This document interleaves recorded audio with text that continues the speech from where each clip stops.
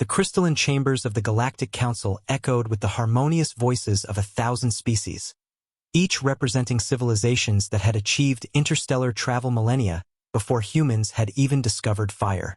Ambassador Kethvar of the Zephyrian Collective raised his forearms in a gesture of finality, his translucent skin pulsing with the deep purple hue that signified absolute authority among his kind. "The motion is unanimous," Kethvar announced, his words transmitted through neural links to every corner of the galaxy. "Humanity has 72 standard hours to surrender their fleet and submit to Council oversight. Their aggressive expansion ends now."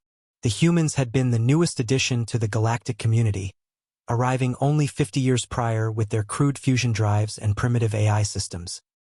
Yet in that brief span, they had managed to colonize 17 systems, establish trade routes that bypassed traditional Council-controlled hyperspace lanes, and worst of all, had begun sharing their military technology with species the Council deemed unworthy of advancement.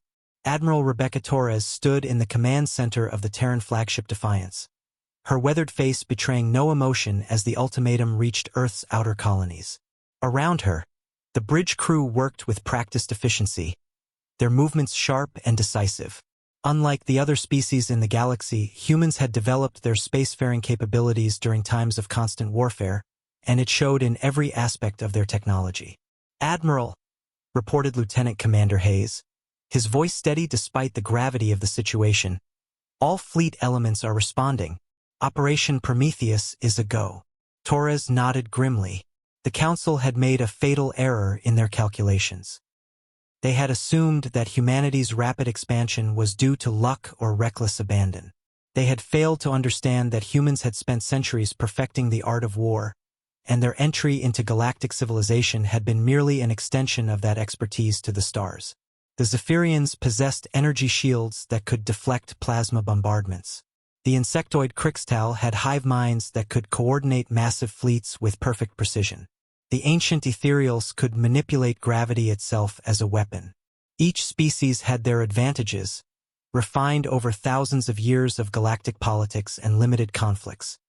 But humans had something none of them possessed: the willingness to embrace destruction as a path to victory. "Phase 1 complete," Hayes reported. "Stealth ships are in position around all major Council worlds. Phase 2 initiating now." Across the galaxy, human vessels that had been dismissed as merchant ships suddenly dropped their false hulls, revealing sleek warships equipped with weapons the Council had never encountered. These weren't the energy-based armaments that most species favored, but kinetic projectiles accelerated to near-light speed, capable of punching through any known shielding through pure mass and velocity. Kethvar felt the first tremors of concern as reports flooded in from across Council space. The humans hadn't retreated to Earth as expected. Instead, they had somehow positioned forces throughout the galaxy without detection. How was this possible? The answer lay in humanity's greatest strength: their ability to think like their enemies while remaining fundamentally unpredictable. While other species had evolved along predictable technological paths, humans had developed multiple competing philosophies of warfare, each more brutal and innovative than the last. "Council fleet movements detected," announced the tactical officer aboard the Defiance. "They're converging on Sol System as predicted." Torres allowed herself a thin smile. The Council was about to learn why humans had conquered their own world before reaching for the stars.